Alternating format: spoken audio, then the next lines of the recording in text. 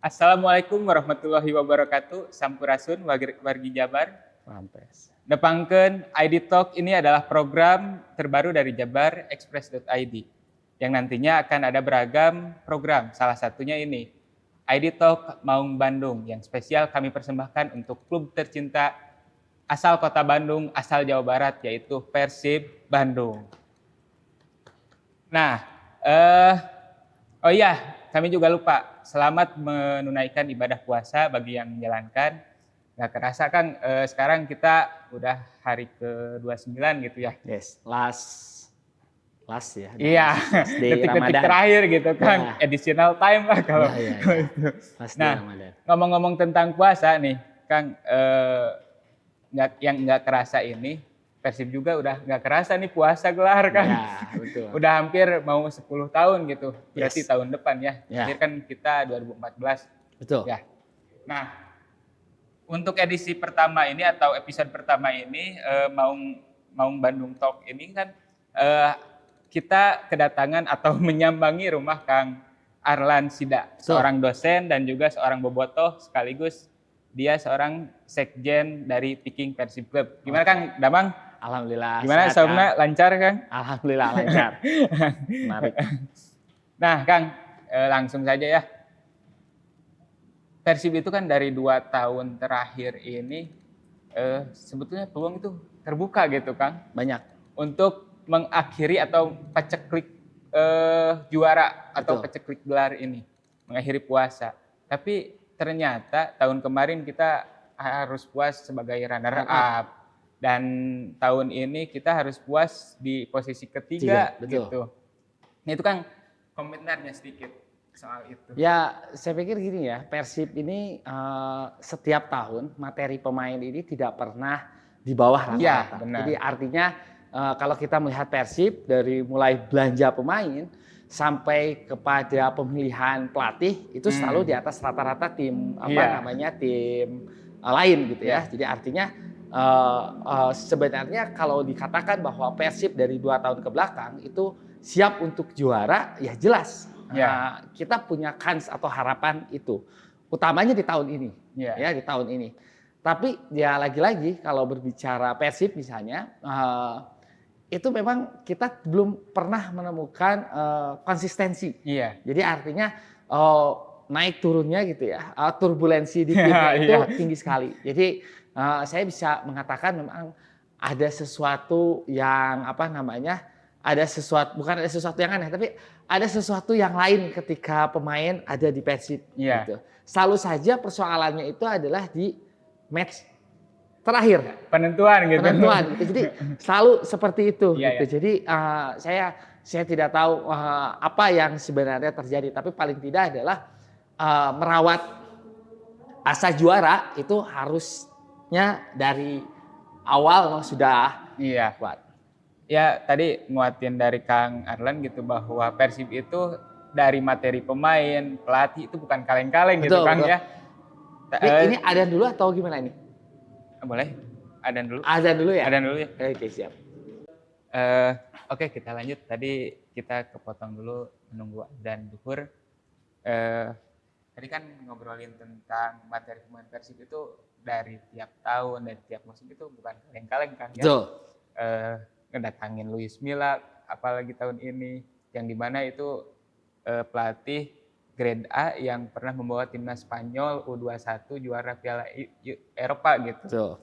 Nah dari transfer market kalau nggak salah 93 miliar harga pasar Persib itu gitu. Kurang lebih kedua gitu. Nah tapi dari sisi sekarang gitu Kang, musim ini apa yang kurang atau ternyata ada beban gitu pemain itu ketika gabung ke Persib, misalkan Ciro nih. Ciro di Persikabo itu 20 gol, di Persib hanya 10 gol kemarin. Gimana nih? Saya sih melihatnya gini ya, Luis Milla ini kan datang hadir di Persib itu dia ada di pertengahan. Setelah kemudian coach Robert Abed Rene mundur ya, karena desakan dari Bobotoh tentunya. Nah ketika Luis Milla masuk, coach Luis Milla masuk ini, pemain yang ada itu adalah besutan dari Robert Abed. Jadi istilahnya ganti chef, tapi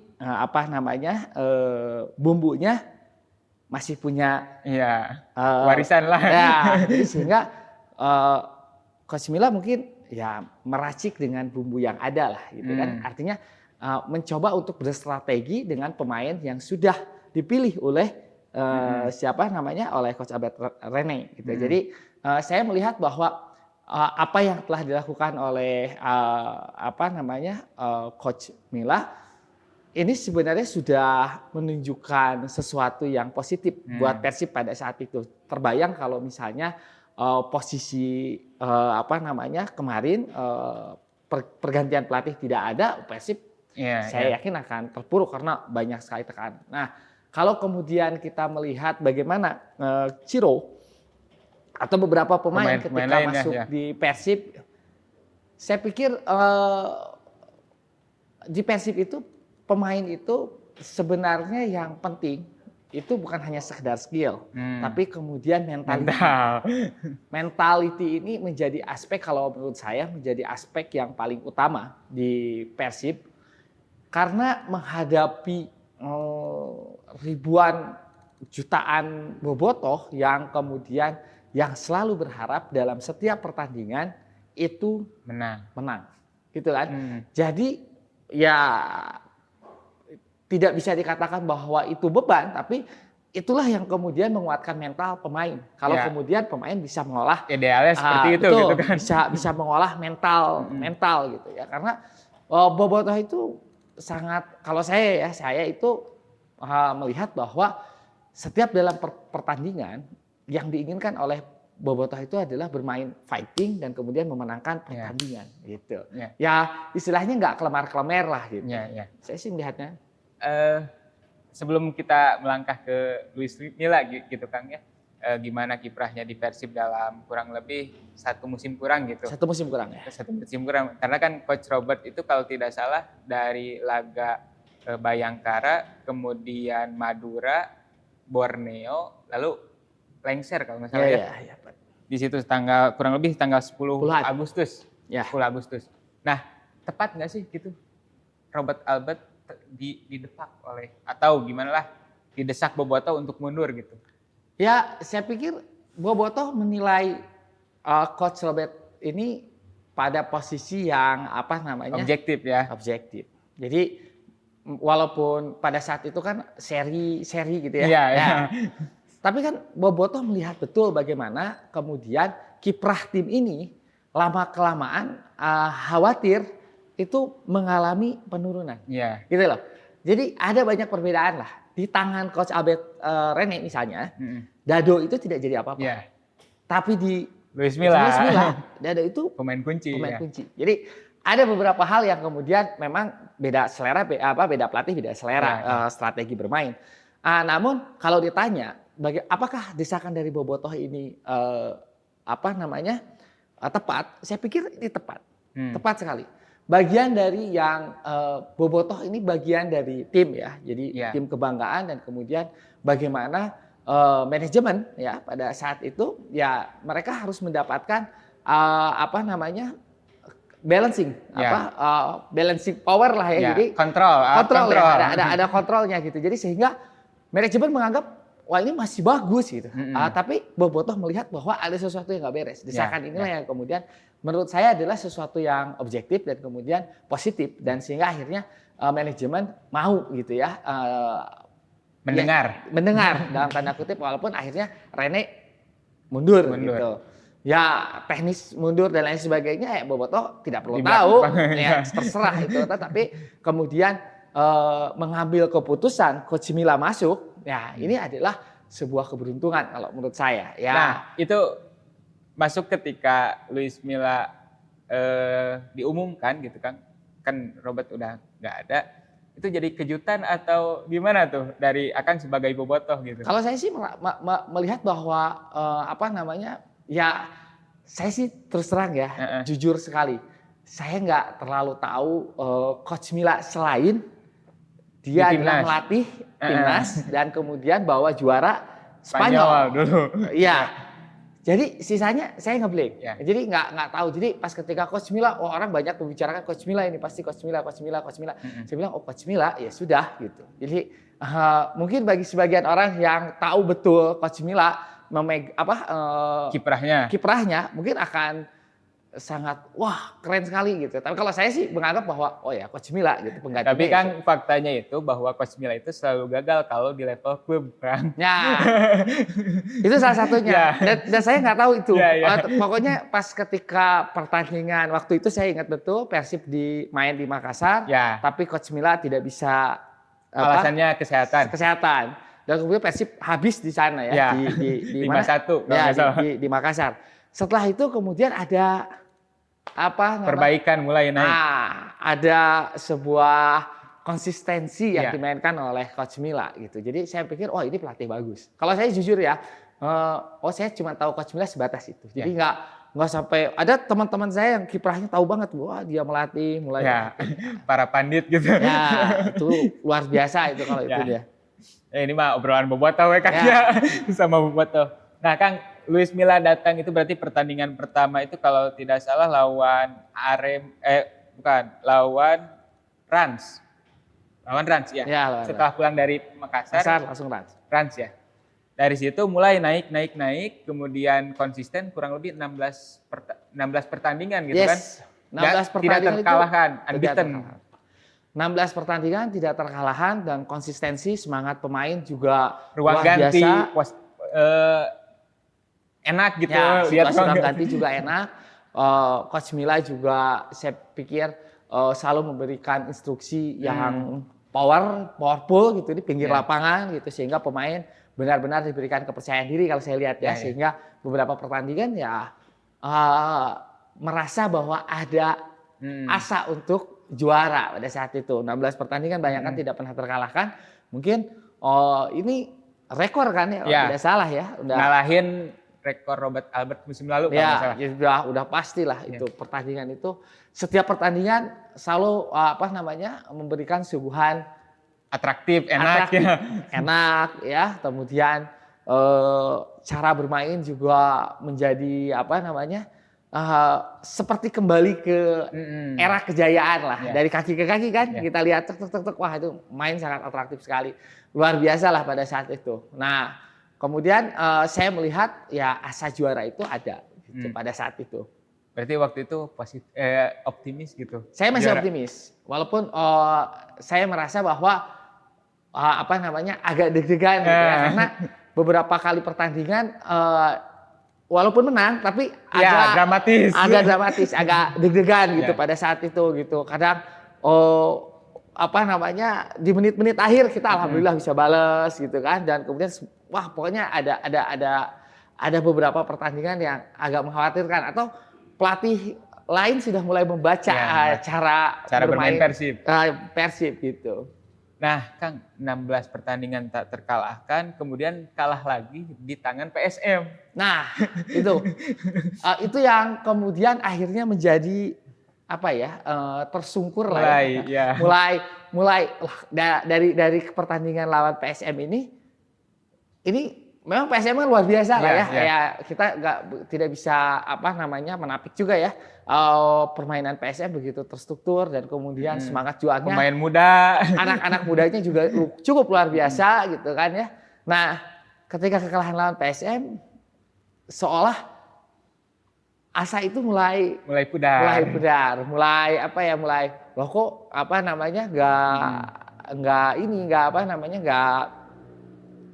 nggak konsisten kembali gitu ya. Suguhan-suguhan atraktif permainan mulai hilang, mulai kembali ke era-era kelam ya, bermain long, lari dari sayap gitu udah mulai kecapean. Back juga mulai agak terbaca kelemahannya ya, bola-bola atas, bola-bola sprint gitu kan. Kita selalu kalah dalam lari gitu di belakangnya. Itu yang menurut saya waduh ini agak sedikit khawatir di pertengahan itu. Ya betul Kang, ngomongin tentang back itu ini menjadi salah satu yang kelemahan Persib gitu Kang. Yes. Daripada musim lalu itu kan kurang lebih kebobolan hanya 24 kurang lebih. Ya, 24. Sekarang 50 dua kali lipat. Ya. Nah, gimana itu komentarnya Kang? ya kita melihat ya back ini ada apa ya gitu kan. vital setelah kemudian kiper. Ya kalau bahasa ininya dosa terbesar seorang back kepada kiper adalah membiarkan bola masuk cepat berhadapan langsung dengan kiper gitu kan. Ya artinya sebelum kiper yang menjadi benteng terakhir, back inilah yang kemudian kan harusnya mengantisipasi lah. Walaupun ya kita juga lihat dari pemain belakang sudah bersusah payah. Tapi kan sprint ya pada saat itu bola atas itu selalu tertinggal gitu. Dan kemudian misalnya ada pertandingan yang akhirnya Teja harus dapat kartu merah misalnya ya. Lawan Barito itu. Lawan Barito, betul. Maju ke depan gitu. Soalnya padahal ada pemain komunikasi pemain belakang gitu. Jadi menurut saya wah ini kayaknya memang di level pemain belakang musim depan itu memang harus dirombak lah ya. Jadi ya masih ada yang layak, kemudian masih ada yang bisa jadi pelapis gitu kan. Tapi memang butuh juga senioritas di pemain belakang ini gitu. Karena pemain-pemain depan ini kan kalau lihat backnya senior berpengalaman gitu kan. Kayak simaan gitu kan. Ada sedikit, waduh kalau dijaga sama ini kan agak sedikit takut lah gitu. Nah kira-kira nih Kang, kalau menurut Akang yang masih layak masih layak berseragam Persib itu di lini belakang itu siapa aja nih? Waduh. Ini sebagai bobotoh coach online lah gitu kan. Enggak sih, kalau saya tidak bisa menilai ya, tapi beberapa pemain ya kayak misalnya Papa gitu ya, itu kan mulai usia lah ya, Ibo Nevo gitu kan dia sudah mulai usia gitu. Tapi kalau dijadikan pelapis di belakang gitu kan itu masih oke lah. Tapi kalau untuk melawan pemain-pemain yang tim-tim yang rivalnya tinggi gitu ya, punya striker di depan lah. Jadi ini udah agak sedikit susah menurut saya ya. Kayak Nick juga sebenarnya ini kalau punya tandem yang enak bagus gitu, ada 2 tower lah gitu kan. Nick sebenarnya depan belakang itu bola-bola atas itu dapat lah sama dia, tapi harus ada tandemnya gitu. Supaya Nick juga kalau lari kan kurang gitu kan. Kalau dia ambil tendangan sudut maju ketika ini oke lah, masih kurang gitu. Kalau Jupe gimana nih? Nah, Jupe termasuk yang kalau saya 2014 sebagai bobotoh ya. Jupe ini sebenarnya semangatnya masih luar biasa kalau saya melihatnya. Tapi ya kembali lagi bahwa persaingan pada saat ini Liga banyak klub yang memainkan pemain-pemain yang muda lah, usia muda, energik gitu. Walaupun saya lihat secara intercept Jupe termasuk yang menurut saya yang konsisten sebenarnya gitu. Ya kembali lagi kepada kebutuhan tim gitu kan untuk berbicara di musim depan. Kalau kita intip dari sekarang gitu, ya kita masih melihat striker-strikernya gila-gila gitu ya, lari-lari gitu. Jadi ya Jupe opsional sih kalau menurut saya. Aja sebagai yang pernah membawa Persib juara 2014. Kalau Simanya jangan hilang gitu. Jupe masih jadi mental juaranya kalau saya senang lihat Jupe. Mungkin masih harus ada mentor setelah Imade pensiun gitu kan. Ini kan ada Daisuke Sato, penilaian Akang gitu. Wah, Daisuke Sato itu mengerikan lah saya. Itu dia luar biasa kalau main total gitu ya. Benar-benar dengan hati gitu. Nah, kita tuh membutuhkan orang-orang seperti Daisuke Sato gitu. Kalau main itu nggak ada capeknya gitu. Saya melihat Daisuke Sato itu kayak Marwal Iskandar. Oh gitu. Ya. Jadi orangnya kan ini diginiin ya kan. Udah diginiin gitu kan, terus mamprang gitu. Orangnya nggak ada capeknya, berani gitu. Terus ya luar biasa. Beberapa kali kita lihat Daisuke Sato itu kan cedera, kepala di perban, tapi masih oke, meninggalkan timnas Filipina. Jadi emang udah total gitu. Ya. Dia melihat bahwa atmosfer sepak bola di Bandung itu tidak pernah ditemukan mungkin di Filipina gitu. Jadi saya merasa bahwa Desa Sato ini satu-satunya pemain asing yang menurut saya idola saya juga. Bukan masalah skill, gitu ya. Bukan masalah skill, udah emang ada gitu. Tapi ini masalah etos, mental, masalah mental, etos menjaga harapan itu. Walaupun di pertandingan terakhir kita lihat melakukan kesalahan, melakukan blunder gitu. Tapi ya saya sekali lagi bahwa begitulah sepak bola gitu. Kan. Kita tidak bisa berharap apapun gitu kan. Kalau pertandingan sudah berjalan di lapangan, sesuatu bisa terjadi. Apapun ya. Apapun. Kalau mungkin kan persiapan musim depan nih Kang, kira-kira berapa persen sih yang harus diganti, dirombak gitu? Nggak perlu nyebutin siapa-siapanya. Ya tapi... kalau saya sih mungkin belakang perlu dirombak, 2 atau 3 pemain didatangkan, 2 hilang gitu kan. Kemudian tengah juga ya mungkin perlu ada sesosok yang mengalirkan bola, kemudian depan sih sebenarnya sudah oke. Tinggal bagaimana supply gitu kan, supply-nya. Ya macam kayak David da Silva di awal-awal kan touch hajar gol gitu. Jadi nggak usah harus berjibaku dari belakang mencari bola gitu. Ngejemput bola kan kemarin kan pertandingan David da Silva itu kan nyari gol susah betul gitu kan. Ya, betul. Saya sih melihatnya itu. Jadi depan sih udah oke. Kemudian. Tapi perlu nggak Kang yang di depan itu ada pelapis? Karena kan ketika David nggak sama Ciro itu. Betul. Kalau saya sih lebih ke depan itu lokal lah gitu ya. Ada lokal yang bisa gitu. Jadi sehingga kita nggak terlalu bergantung kepada David dan Ciro juga gitu. Karena khawatir cedera dan lain sebagainya, itu kan juga menjadi persoalan. Dan yang paling penting sih buat saya adalah pemain muda. Macam Robbie Darwish gitu. Berani memainkan pemain muda. Karena mau bagaimanapun itu aset. Itu aset yang kemudian dimiliki oleh Persib. Kalau aset ini hanya disimpan tanpa dimainkan, ini kan mereka tidak akan berkembang. Jadi saya suka dengan Coach Milla adalah memberanikan diri memasukkan pemain-pemain yang muda gitu ya.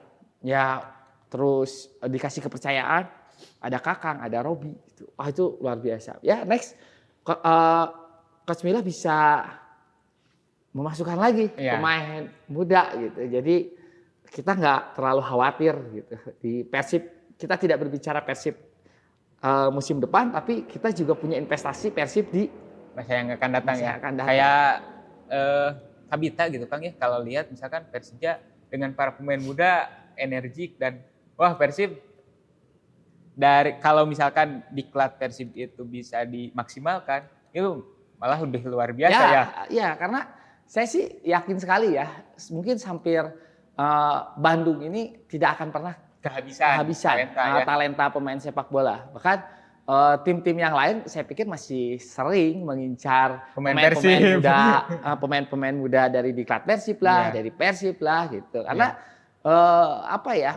ketika mereka tidak memiliki kesempatan di Persib, nah ketika mereka di luar sana mereka memperlihatkan gitu bahwa benar-benar mampu gitu untuk untuk menjawab skill gitu ya, membuktikan gitu. Gitu kita lihat nggak sedikit. Kemarin Mario Jardel gitu di Tangerang. Ya Mario Jardel setelah di Persib kemudian di Tangerang punya menit main, kemudian dia menunjukkan bahwa skillnya luar. Ciro nggak lewat itu. Iya, jadi akhirnya ya itulah ya namanya.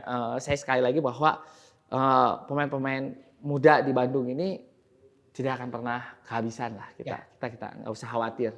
Berarti harapannya perbaikan ke depan dan juga pemain muda yang lebih dimaksimalkan lagi mungkin ya, gitu Kang? Yes, pemain muda lebih dimaksimalkan, dikasih kepercayaan gitu ya, sehingga ke depan ya Persib tidak menggantungkan hanya pada pemain-pemain dalam tanda kutip ya, bintang dan senior. Lama-lama kan Robbie Darwish juga banyak dilirik, Kakak juga banyak dilirik gitu. Nah Kang, dari tadi kan kita ngobrolin soal yang teknis gitu kan. Tapi ketika beberapa tahun ini Persib juga kan ada hal-hal non teknis yang juga membumbui gitu Kang. Betul. Menurut Akang gitu, hubungan Bobotoh dengan manajemen Persib itu harusnya seperti apa, dan hari ini tuh saya rasa yang saya amati gitu ada kerenggangan. Misalkan musim kemarin kan kurang lebih 2 kali tuh demo ya Bobotoh itu, yang soal tiket dan juga soal Robert Albert gitu kan. Dan juga beberapa hal lah yang kritikan-kritikan yang dilayangkan gitu. Ini komentar Kang Arlan juga. Ya gini ya, Bobotoh itu kan sebagai selain mereka mendukung Persib, mereka juga sebagai kontrol kan dari tim yang dibanggakannya. Sehingga apapun yang diambil kebijakannya oleh manajemen tentunya akan diserap oleh Bobotoh. Ada yang suka, ada yang tidak suka. Nah, ada yang dikritik, ada yang disarankan. Nah, ini menurut saya adalah kemajuan buat Bobotoh melihat sepak bola masa kini. Jadi artinya Bobotoh juga diperankan, mendapatkan peran. Jadi kalau berbicara Bobotoh berdemonstrasi tidak hanya kemarin saja, beberapa tahun ke belakang ketika Persib terpuruk gitu kan, ketika coachnya Suryamin pada saat itu, wah itu sering sekali. Jadi inilah yang kemudian terjadi gitu ya. Artinya apa? Ketika mereka melakukan demonstrasi gitu ya, melawan kebijakan manajemen, mereka sudah tahu analisisnya gitu. Misalnya ketika berbicara coach Robert Albert tidak bisa berbicara dalam skup liga pada saat itu karena trennya mengalami kemunduran, Bobotoh hadir sebagai kontrol. Mencoba untuk memberitahu sinyal, gitu kan? Demonstrasi ini kan sinyal bahwa ada yang tidak beres, ya. Ketika coach Robert Albert melatih, kita semakin turun. Maka di waktu yang yang tepat, mereka mempertanyakan mau dibawa kemana coach Albert Kalau kemudian ini kalah terus, maka asa juara itu tidak akan pernah diraih, gitu kan? Akhirnya Bobotoh bergeser ke manajemen dan lain sebagainya. Ada desakan dari semua elemen Bobotoh. Akhirnya coach Robert Albert mundur dan kemudian digantikan Coach Milla. Ketika Coach Milla menggantikan, kita kan tidak semakin terpuruk, malah kita naik. Berarti kan artinya Bobotoh ini sukses menjadi kontrol, membuka ruang baru. Akhirnya manajemen melihat bahwa mereka sebagai kontrol ini harusnya ditangkap, sudah ditangkap. Dan kemudian ketika misalnya masalah tiketing dibuat online dan lain sebagainya, ada alasan-alasan lain yang kemudian belum selesai di Bobotoh, sehingga penyampaian kepada Bobotoh dari manajemen itu menjadi menjadi kabur. Wah, ini akan begini, akan susah dan lain sebagainya. Tapi kan ini terus dipaksakan. Lama-kelamaan mereka bisa mengikuti, terbiasa adaptasi. Jadi sebenarnya komunikasi ini harus dilakukan oleh manajemen kepada Bobotoh, dan kemudian komunikasi yang dimaksud adalah komunikasi 2 arah. Gitu. Jadi artinya bukan komunikasi yang one way, bukan. Tapi ini dilakukan 2 arah. Ada saran, ada jawaban. Ada kritik, ada masukan. Sesuatu yang biasa kalau menurut saya. Nah, sekarang itu gimana kondisinya, Kang? Pola komunikasi yang dibangun manajemen dengan Bobotoh ataupun sebaliknya gitu. Nah, yang dirasa Akang gitu. Ya kalau saya gini, komunikasi dengan manajemen ini seharusnya ketika manajemen mau mengambil kebijakan-kebijakan yang dalam tanda kutip berpengaruh kepada Bobotoh memang harus dilibatkan dulu. Gitu. Jadi kalau selama ini beberapa kali ya saya sih sebenarnya kalau saya jujur ya. Jadi ketika pertandingan ini, beberapa pertandingan yang setelah terakhir lawan Sleman, kita kan kemudian tidak bermain di GBLA ya, oke. Jadi nah itu saya udah jadi Persib Bogor. Ya, Persib Bogor. Jadi saya sudah tidak karena pada saat itu saya harus sekolah dulu gitu kan. Jadi saya nggak mengikuti sama sekali. Tapi beberapa kali saya diminta bukan oleh manajemen, artinya oleh organisasi, oleh Viking untuk mengirimkan surat kepada Polres, kepada dengan teman-teman di Piki, kita buat surat supaya mendapatkan izin untuk nonton dan lain sebagainya. Itu aja. Tapi kalau nonton ke saya sama sekali enggak. Nah, pola komunikasi ini kan kemudian harus dibangun oleh manajemen. Itu bentuknya banyak sebenarnya. Ya. Tapi butuh konsistensi. Yeah. Dan kemudian tidak anti kritik gitu. Jadi tidak anti kritik. Jadi garis bawahi ya kan. Jadi artinya boleh mereka mengkritisi gitu. Boleh, sangat-sangat boleh. Saya yakin manajemen juga terbuka sebenarnya. Yeah. Nah, tapi polanya ini kita yang belum tahu. Kita harus seperti apa? Membuka ruang, kemudian duduk bersama, apa sebenarnya yang diinginkan gitu kan. Jangan kemudian nanti ketika mengambil mengambil kebijakan. Bobotoh merasa bahwa wah ini merugikan ya Pak, merugikan, ini kita merugikan ini gitu. Padahal arahnya nggak ke sana gitu. Yeah. Karena kan bobotoh ini banyak, ya tafsirnya juga berbeda gitu. Ya itulah kalau menurut saya keunikan dari Persib dari bobotoh di Persib ya. Jadi punya banyak ragam cara berpikir. Tapi pada intinya niatnya sama sih. Ingin memberikan semangat yang besar kepada Persib gitu. Itu sih kalau menurut saya.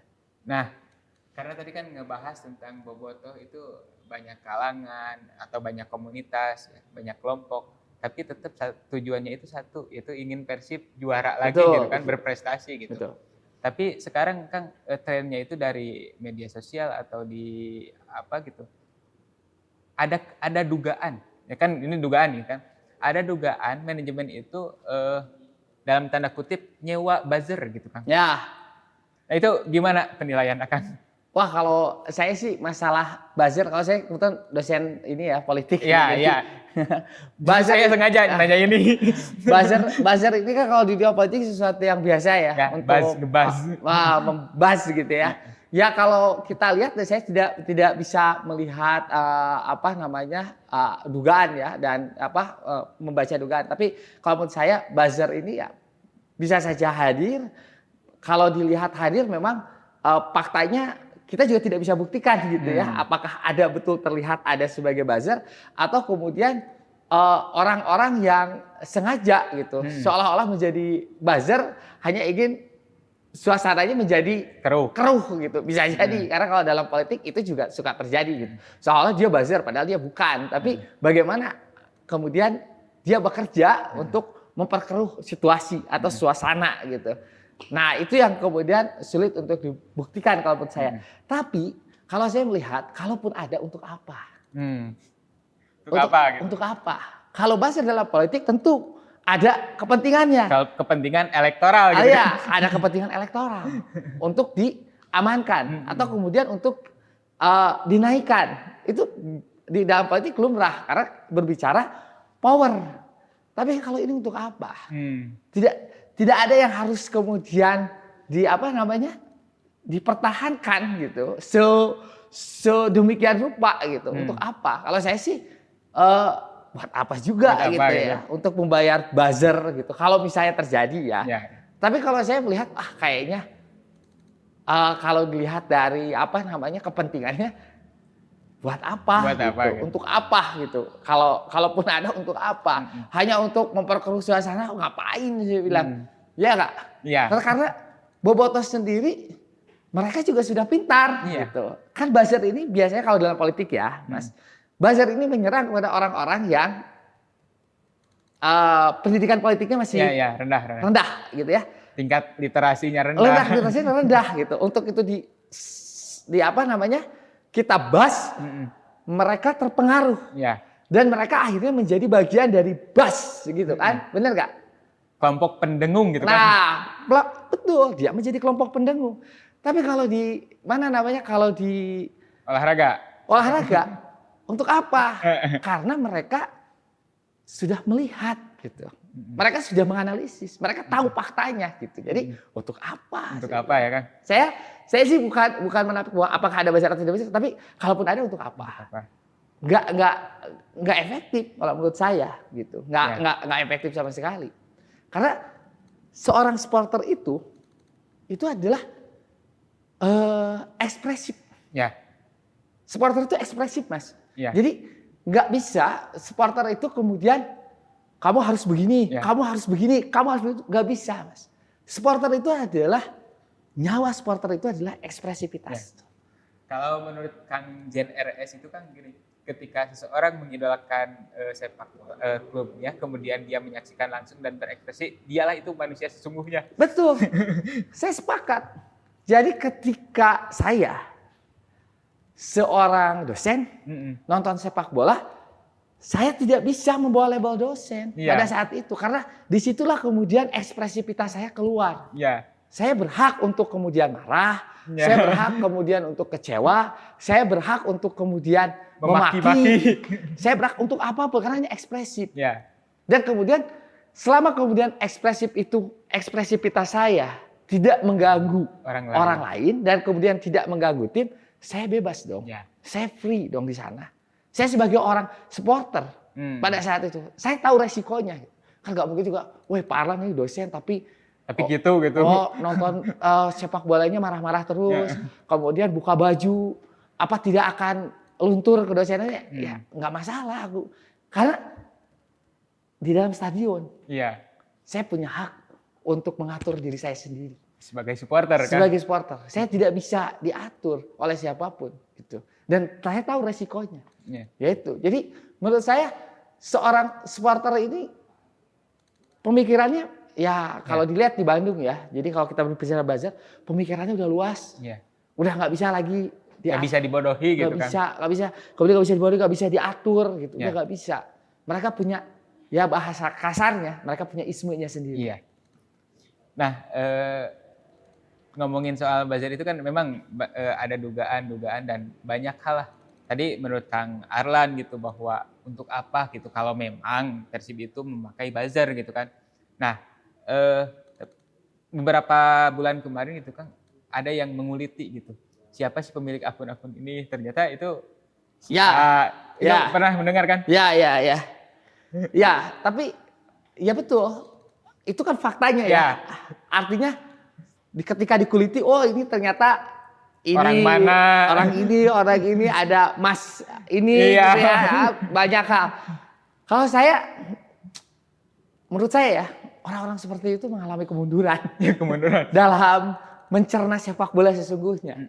Ngapain? Tidak ada yang harus dibela mati-matian selain kemudian klubnya sendiri. Ngapain? Apa yang kemudian harus kita bela? Sesosok orang atau manajemen atau apa enggak? Kalau saya sih mati-matian harus bela Persibnya. Ngapain? Mereka kalaupun ada, mereka bekerja untuk itu untuk apa? Saya pikir. Soalnya manajemen itu akan berganti, tapi Persib itu bakal selalu di hati, benar kan? Betul. Enggak, maksudnya betul. Manajemen itu ada waktunya. Mereka akan istirahat. Ada waktunya mereka akan berakhir. Ada waktunya mereka akan mengambil langkah-langkah baru gitu kan. Atau ada kalanya mereka juga akhirnya tidak lagi di sini, gitu. Berpindah kemana? Gitu. Tapi supporter Bobotoh itu akan tetap ada di sini, nggak kemana-mana. Ya, Kang lanjut ke soal lainnya gitu. Tapi masih ada kaitannya kan waktu itu ketika rame seseorang yang inisial A tertangkap CCTV menyalakan flare gitu Kang. Nah, dia digusur dalam tanda kutip ya ke Sulanjana untuk meminta maaf gitu. Kemudian kemarin kasus yang ada nggak bisa beli tiket gara-gara penjual flare gitu, nicknya di banner. Itu gimana komentar Kang soal flare gitu Kang? Saya sekali lagi ya, kalau kemudian kita mengacu kepada aturan FIFA, itu kan benda yang menyalakan api dan lain sebagainya itu kan dilarang masuk ke dalam stadion. Nah, kemudian beberapa pertandingan itu kan kita tidak ada flare kan, aman gitu kan. Hanya pertandingan terakhir kemarin, istilahnya kemarin itu selebrasi. mungkin saja ya sebagian dari bobotoh berpikir bahwa ini penutup selebrasi untuk Made itu kan, karena Made mau pensiun selesai walaupun beliau tidak kemana-mana gitu kan, tapi ini penghargaannya dan lain sebagainya. Nah di awal ketika misalnya ada menyalakan flare, wah itu bobotoh di mana di tribun itu marah sekali kepada si yang menyalakan flare. Pada saat itu ada anak usianya mungkin masih belasan lah ya. Ya, yang inisial A itu kan masih belasan. Wah, mereka ditarik dan luar biasa. Sebenarnya hal tersebut kemudian dibawa ke mana? Ke Sulanjana dan akhirnya meminta maaf.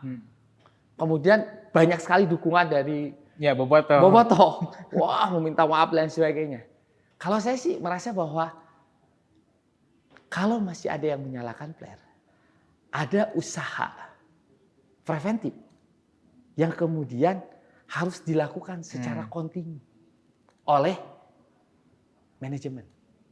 Jadi usaha-usaha preventif ini bisa merangkul komunitas, bisa merangkul influencer dan lain sebagainya. Sehingga apa yang kemudian nanti disampaikan itu mereka mendapatkan edukasi. Jadi hukuman itu bisa menjadi jerak atau kemudian bisa menjadi edukasi. Atau bisa saja hukuman ini membuat orang menjadi semakin penasaran melakukan itu. Jadi harus berhati-hati dalam kemudian menindak. Itu yang maksud saya. Ya enggak? Kalau kemudian hanya sekedar meminta maaf, itu it's okay. Oke? Apakah tapi konteksnya, apakah ini berbicara edukasi? Atau jangan-jangan ini tidak berbicara edukasi. Ingin mempermalukan justru, misalkan ada dugaan ke situ gitu kan. Orang akan menganggap bahwa ini akan mempermalukan dan lain sebagainya. Nah, bagaimana kalau itu terjadi? Kalau menurut saya, datangkan orangnya, kemudian kasih pendekatan preventif. Ada pendekatan, wah mungkin orang ini jarang datang ke stadion, sekali dia datang ke stadion, itu enggak? Iya. Kemudian ada usaha-usaha lain yang kemudian dicoba untuk kemudian disatu frame-kan pemikirannya. Bahwa hal ini akan merugikan tim. Nanti kalau ini sampai di-banned oleh PT Liga, kita akan bermain tidak di Bandung. Yang rugi bukan hanya kita, tapi klub dan lain sebagainya. Usaha-usaha itu menurut saya bisa terus-menerus dikontinuitaskan. Nah, Kang, yang kemarin jadi masalah itu kan ketika ada pelaku penyala flare, kemudian kemarin ada yang di-banned gara-gara itu, yang jadi masalah itu sosialisasi. Yes. Itu kan yang dipermasalahkan salah satunya oleh Frontline, oleh Kang Tobias gitu kan. Itu gimana, Kang? Sosialisasi di sini itu kan maksudnya adalah kalau sosialisasi flare. Ya, ketika misalkan kalau membawa flare hukumannya ini kan gak ada itu. Itu yang maksud saya itu adalah sosialisasi hukuman itu harus clear di awal. Jangan sampai nanti orang sedikit-sedikit kena banned. Iya. Gitu. Nah, kalau di ban ini kan resisten. Iya. Sekali lagi, kalau kita menggunakan approach-nya, menggunakan cara-cara seperti itu lah. Ini berbahaya. Di ban resisten. Ya enggak? Resisten, kalau sudah resisten, itu melawan. Iya. Oke enggak? Kalau sudah melawan, enggak mau diatur. Itulah tingkatannya. Jadi, di ban itu bukan cara, menurut saya. Itu di ban itu bukan cara atau solusi yang bisa mengakhiri ini semua.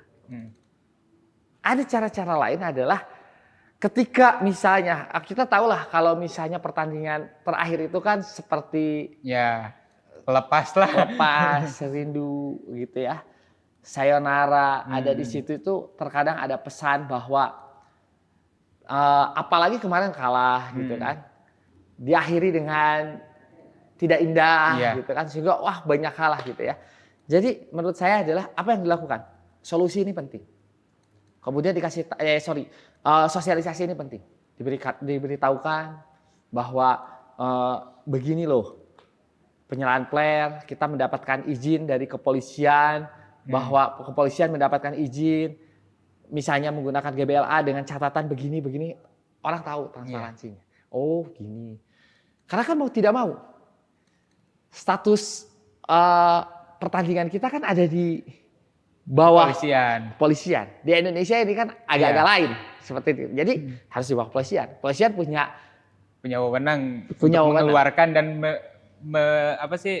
tidak mengeluarkan izin itu. Ya itu kan sesuatu yang menurut saya harus dijaga gitu kan, komunikasi. Dijaga gitu. Jadi mau gak mau, karena sampai saat ini liga berjalan, wewenang kepolisian ini menjadi kartu. Iya kan. Mau gimana kita harusnya kepolisian tidak izin? Kalau polisi tidak lampu hijau, ya nggak akan bisa gitu. Ya jadi itulah yang menurut saya. Kalau saya melihat bahwa ini sekalian kan harapan kedepannya soal-soal hal yang non teknis daripada lapangan. Tadi kan udah lapangan. Ini gimana? Usaha-usaha preventif. Pendekatan kemarin kepada bobotoh. Bobotoh ini banyak ragamnya. Saya sekali lagi bahwa ismenya banyak. Ada yang kemudian dia akan paham, ada yang mungkin wah udah kita mah bebas sportnya. Ada juga yang kayak gitu. Tapi itu juga tidak salah. Tapi yang kemudian perlu kita lakukan adalah ya tadi ada pendekatan komunikasi dengan cara mereka berkomunikasi. Dua arah berarti kan? Yes. Ya. Kalau sama kelompok komunitas yang ini, mungkin pendekatannya harus begini. Kita harus mengikuti apa yang dia inginkan, tapi kita juga membatasi. Beberapa kali kita lihat di Tribun itu sudah banyak komunitas memberikan larangan, kan? Player tidak menyalakan player, tidak ada kesadaran lah ya, tidak melakukan seksual harassment gitu kan, pelecehan. Banyak sekali kalau menurut saya. Udah menurut saya ini udah kemajuan menurut saya. Sekarang kan nggak ada no tiket, kan dulu mah nggak ada tiket, mau ada tiket ke stadion. Kan sekarang mah no tiket no robos kan. Jadi kesadaran itulah yang kemudian kita perlu rawat. Tapi ya tentunya tidak bisa sendiri. Harus ada saling gitu kan. Saling ya dari kedua belah pihak gitu. Itu yang penting kalau menurut saya. Oke, Kang. Tadi ngomongin tentang di dalam permainan ya udah, dari hal-hal non teknisnya udah. Ya, sekarang terakhir Kang, ada satu mungkin disebut game atau enggak itu bebas lah. Yang pertama, kasih penilaian dari 1 sampai 10 gitu Kang ke orang-orang ini. Yang pertama Luis Milla. 9. Kedua, Nick Kuipers. 8. Robby Darwish. 9. Beckham Putra. 8. Ezra Walian. 7. Terakhir, Teddy Cahyono. 7, 6, 7 lah. 7, 6, 7 lah. Nggak usah apa alasannya itu. Silahkan terjemahkan sendiri. Begitu kan? Ya, kita harus objektif ya. Tapi usaha-usaha yang dilakukan juga harus diapresiasi. Tapi ya ada beberapa mungkin yang harus diperbaiki. Gitu. Itulah pemirsa, itulah Wargi Jabar Express. Itulah penonton pertama ID Talk spesial Maung Bandung. Obrolan kami dengan Kang Arlan Sida, Sekretaris Speaking Persib Club, dan juga bobotoh juga ya Kang tentunya. Kang hatur nuhun pisan. Terima kasih. Sukses selalu. Siap, sehat saterasna. Siap. Tong hilap ngadukung Persib salamina. Oke. Kalau itu wajib lah ya. Siap. Hatur nuhun. Assalamualaikum warahmatullahi wabarakatuh. Persib Bandung.